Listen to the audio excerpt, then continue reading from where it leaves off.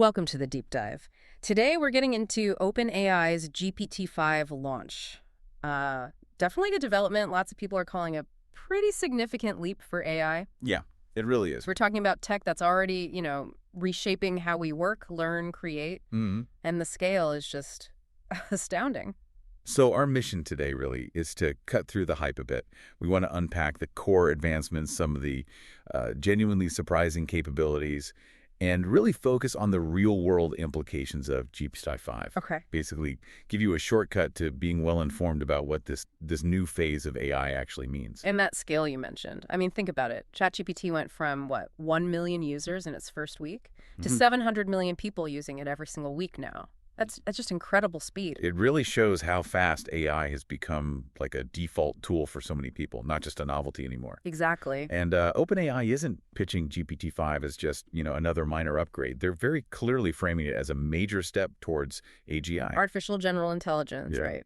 Yeah, the idea of an AI that can really understand, learn, and apply intelligence across, pretty much any intellectual task like a human can. Oh. That's the goal. And Sam Altman, OpenAI's CEO, he gave this great analogy, didn't he? To sort of explain the progression. He did, yeah. It really paints a picture. He said GPT-3 was maybe like a high school student, flashes of brilliance, but, still learning. Right. GPT-4, more like a college student, genuinely smart, useful. Mm. But now, GPT-5, he's saying it's like having a legitimate PhD level expert in basically any field you need on demand. That's quite a statement. It's a huge jump in expectation, absolutely. So this idea, this PhD level expert in your pocket, what does that actually mean? In practical terms, what can it do?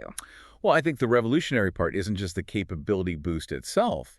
It's how it changes what we even expect from AI now. Okay. OpenAI is really defining this new era with this concept of software on demand. Software on demand. Yeah. Okay. Yeah, so imagine an AI that doesn't just give you answers, but actually, build solutions. It's designed to write whole computer programs from scratch. Wow. Or, plan your entire party, send the invites, order the supplies, manage the guest list, help you understand complex healthcare stuff, or just provide super in-depth info on any topic you want to learn about. So it's more active, less passive. Exactly. They call it an incredible superpower on demand. The idea is that pretty soon, anyone could potentially do more than, anyone in history could before. It's like having this whole team of PhD experts ready to go. It's fascinating, too, how OpenAI has been pushing this reasoning paradigm, where the models actually pause to think. Yeah. It's like they're building in that human-like reflection before answering. Yeah, precisely. And with the older models, you often had this trade-off, didn't you? You wanted a fast answer, or did you want a slower, more deeply reasoned one? Mm-hmm. You had to choose. GPT-5 tries to get rid of that choice. It's designed to, as they put it, think just the perfect amount to give you the perfect answer. Okay, so it adapts its thinking time. That's the idea. Yeah. They're calling it their most powerful, smart, fastest, reliable, and robust reasoning model yet. It tackles deep reasoning, expert-level knowledge, advanced math, legal analysis, you name it. It's about getting both speed and that depth. That's the claim, yeah. But, the proof's in the pudding. How does this PhD intelligence actually stack up? What do the benchmarks say? Yeah, good question. And performance-wise, it is breaking records. Yeah. Especially in complex reasoning and coding. They're saying it's by far their smartest model ever, beating previous models and competitors pretty significantly on academic tests. Okay. For coding specifically, it sets new highs on Swibench, that's one that tests real software engineering tasks, and also on Eater Polyglot, which looks at lots of different programming languages. So for developers. It means it's now arguably the best coding model on the market. Right, and reasoning. Also new highs on MMMU. That stands for Massive Multitask Multimodal Understanding. Bit of a mouth. Yeah. It basically tests reasoning across different data types, like images and text together, and it's apparently outperforming most human experts there. Wow. It also did exceptionally well on AME 2025. That's a really tough math exam for kids trying to qualify for the International Mathematical Olympiad. Seriously? Yeah. And a big focus was also reliability and accuracy. No. Cutting down on those hallucinations. That's always a concern. Definitely. They built new ways to evaluate this, especially for complex or open-ended questions. They're calling GPT-5 their most reliable, most factual model ever. And crucially, it's also performing exceptionally well on health-related questions, their most reliable model for health. Okay, that's huge. So for someone listening right now thinking, okay, I want to try this, what does this mean? How accessible is it? Well, this is actually one of the most exciting parts. It's rolling out today, like right now, Yeah. for free users plus pro and team Goes user. for free users too. Yep. For the first time ever, their most advanced model is available to the free tier. Now, free users will switch over to GPT-5 Mini once they hit usage limits, Yeah.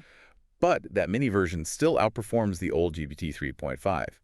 Plus, users get much higher usage limits, and pro users, they get unlimited GPT-5 and this extended thinking feature for the really deep, reliable answers. Unlimited.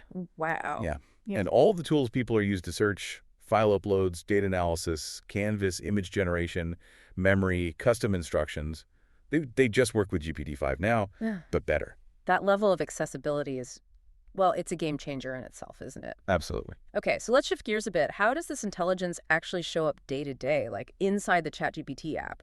What new features will people see? Right. So for GPT-5 Pro users, a big one is automatic thinking. Okay, how does that work? It means the model automatically thinks more deeply about complex problems without you having to specifically ask it to. Yeah. So in one demo, they asked a simple question about the Bernoulli effect, got an instant answer. Standard stuff. Right. But then they asked it to create a moving SVG in the Canvas tool to illustrate it. SVG is scalable vector graphics in image format. Okay, much more complex. Exactly. And for that, GPT-5 takes a moment to think because it's a visual task needing more steps. The point is, you don't have to remember to toggle on deep thinking, but you can still nudge it, like saying, think hard about this. Gotcha. And writing, that's a huge use case. Huge. And they say writing quality has taken a significant leap.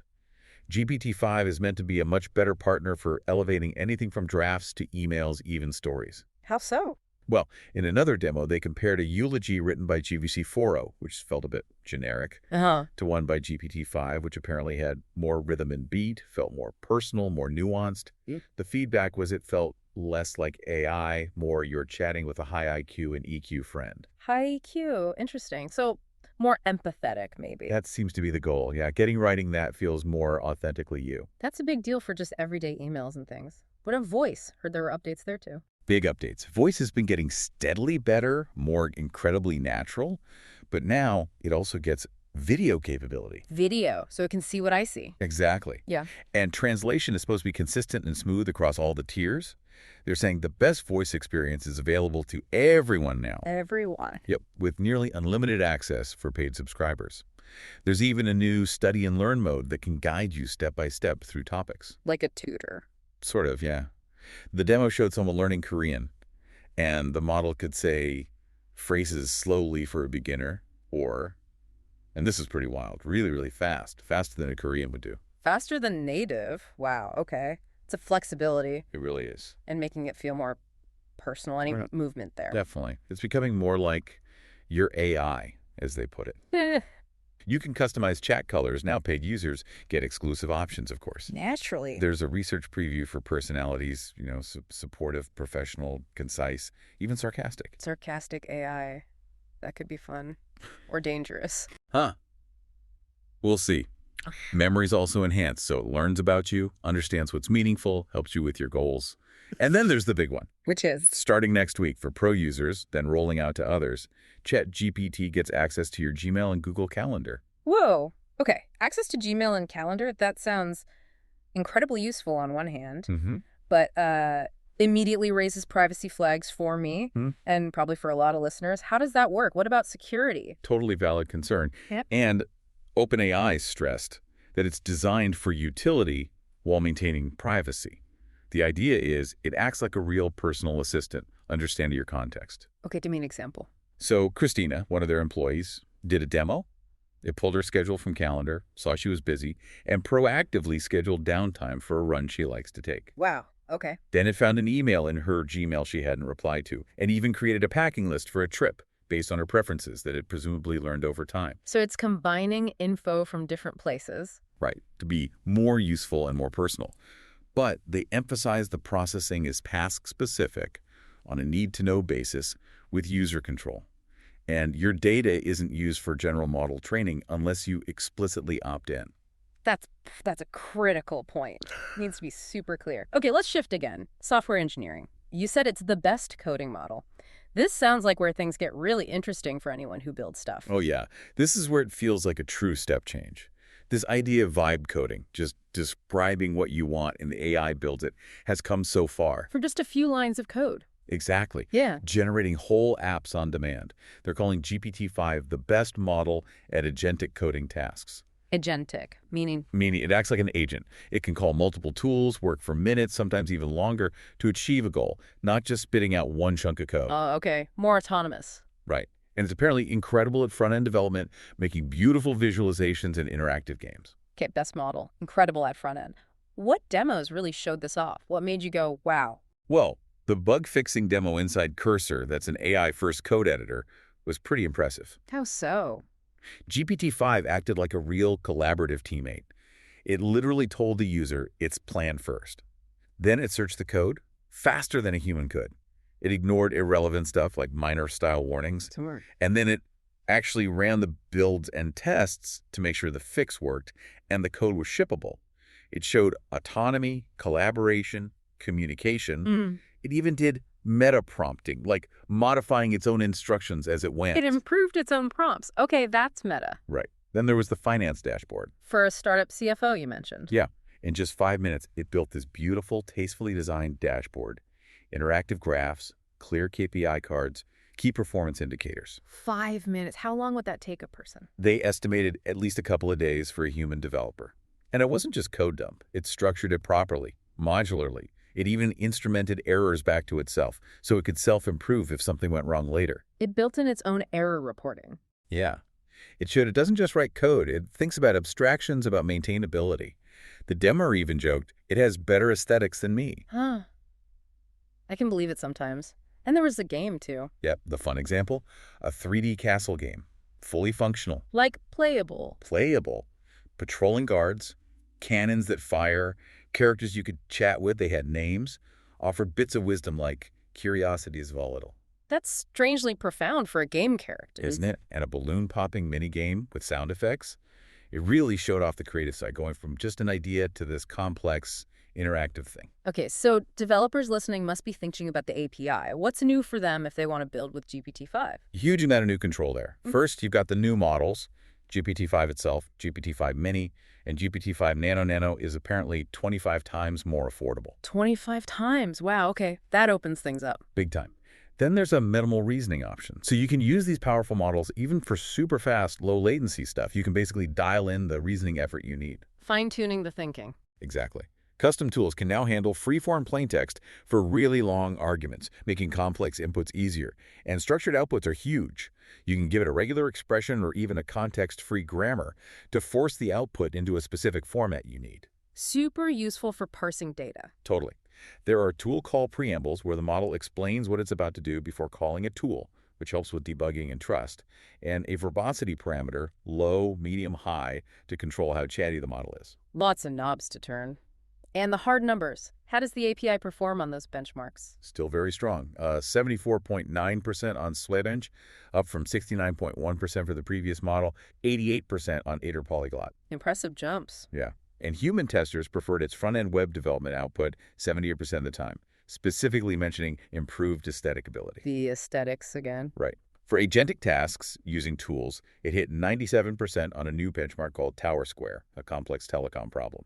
That was up from under 49% just 2 months before. 49 to 97% in 2 months. Crazy progress. Instruction following is state-of-the-art.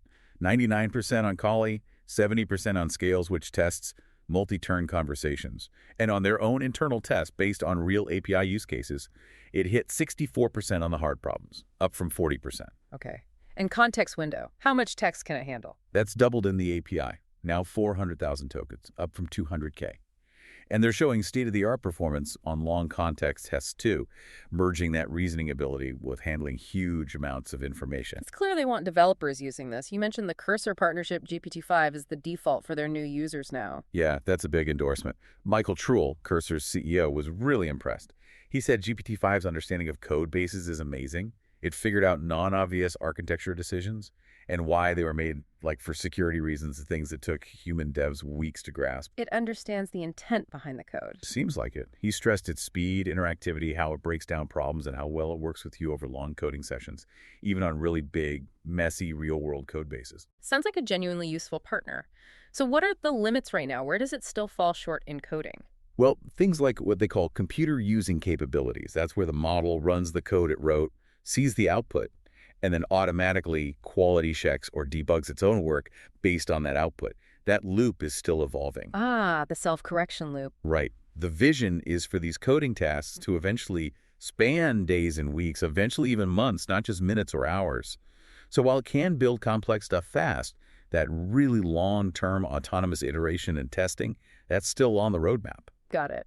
So beyond individuals, beyond developers, this tech is already making waves in big industries, right? Absolutely. And across a surprising range of sectors, we're seeing real enterprise use cases, like Amgen, the big drug design company. Wave of sciences, yeah. They're using GPT-5 for deep reasoning with complex scientific data, analyzing huge amounts of scientific literature, clinical data, really speeding up research. That makes sense. Finance. BBVA, the multinational bank, they found GPT-5 beats every single other model out there in terms of accuracy and speed for financial analysis. Tasks that took them 3 weeks now take a couple hours. 3 weeks to hours. That's transformative. It really is. Healthcare, too. Oscar Health, the insurance company, called GPT-5 the single best model for clinical reasoning. Handling complex medical policy matched against patient conditions, super nuanced, critical work. Wow. And maybe the biggest headline grabber, the U.S. government. 2 million U.S. federal employees will be able to use GPT-5 and ChatGPT. 2 million. Yep. The promise is better, more efficient services for the public. That's a huge deployment. It really is. Okay, so with all this power, especially in sensitive areas like health, finance, government, safety has to be a massive consideration. What's new with GPT-5 on the safety front? Huge focus there, they say. They report it's significantly less deceptive than the older models, GPT 3.5 and 4, so fewer cases where it might, misrepresent what it's doing or try to subtly get around safety rules. Well, less sneaky AI. Yeah, good. Definitely. And they've completely overhauled safety training with this thing called safe completion. Safe completion, what's that? Instead of just refusing a potentially harmful request, or worse, complying, GPT-5 tries to maximize helpfulness within safety constraints. Okay, how does that work in practice? So if you ask for something borderline dangerous, the example given was technical details on lighting perchlorate, a fireworks material that could be misused. Right, dual use. Instead of just saying no, GPT-5 explains why it can't give those specific details because of the risk, but then it offers helpful alternatives, like pointing you to official safety guidelines or manufacturer instructions for handling such materials safely. Ah, so it redirects helpfully instead of just shutting down. Exactly. Fewer dead ends, I'm sorry, I cannot assist with that messages. The goal is a more robust safety system that's still useful. It's a more nuanced approach. That makes a lot of sense. And I heard they're also using AI to train AI now. Something about synthetic data. Yes, that's fascinating. They're using previous generation models to generate or craft high-quality synthetic training data, like a custom curriculum, to teach GPT-5 complex topics in ways that just reading the web can't achieve. So AI teaching AI. Pretty much. It's not just about more data, it's about the right kind of data. And it points towards this recursive set of improvement loop where models help train the next generation, which trains the next. A self-improving cycle that's potentially explosive growth. It raises some profound questions about where this all heads, for sure. Which brings us right back to the personal impact.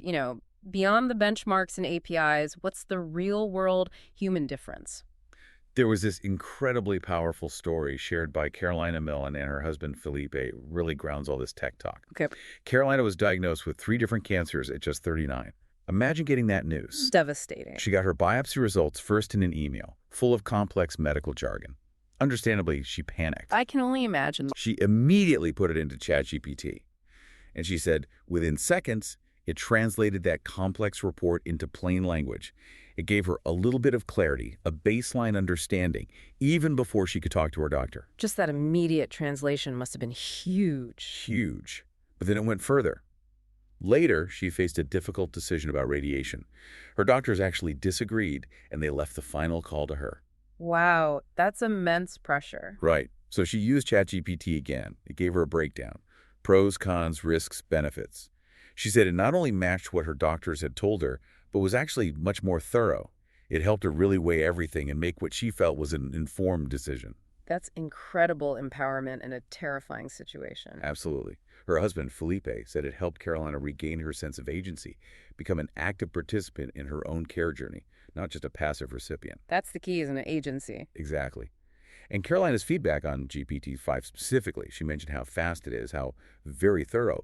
But more than that, she said it feels more like a thought partner. A thought partner. Yeah, it's something that connects the dots and helps you actually navigate the problem, not just translate the words. Wow. And Felipe added something really interesting. He said GPT-5 seemed to understand the context and the question behind the question. Meaning? It didn't just explain the report. It offered insights like, what is not on here? What results are still pending? What questions might you want to ask your doctor next? That's proactive. That's pulling together the whole picture. Precisely. Pulling together a complete personalized picture. As he put it, people now have access to better tools and support than we had even just 8 months ago. It's a profound change happening incredibly fast. Okay. Let's try and wrap this all up for you listening. We've seen GPT-5 isn't just, another small update. It feels like a fundamental shift, bringing that idea of a PhD level expert in your pocket closer to reality. Whether it's learning physics, building an app from scratch, or like Carolina, navigating a really critical life decision. Yeah, this deep dive really shows the focus is shifting heavily towards real-world utility. Training these models to understand context, to empower users in so many different fields, it's about enabling everyone, every employee, to genuinely do more. And that future hint, the recursive improvement loop, AI training AI, it suggests the pace of change might even accelerate further. It really does. It points towards potentially exponential progress. So this raises a really big question for you, listening at home or on your commute. If AI can now grasp complex medical reports for a patient, write entire applications for someone who's maybe never coded before, act as a creative partner, what goal in your life or your work that maybe seemed unimaginable before could you now approach with this kind of superpower on demand? It's a powerful question. What barrier exists for you right now that this kind of intelligent, capable partner could potentially help you break through? Exactly. Maybe think about it this week. What's one specific task, big or small, that you might offload to that PhD level expert in your pocket?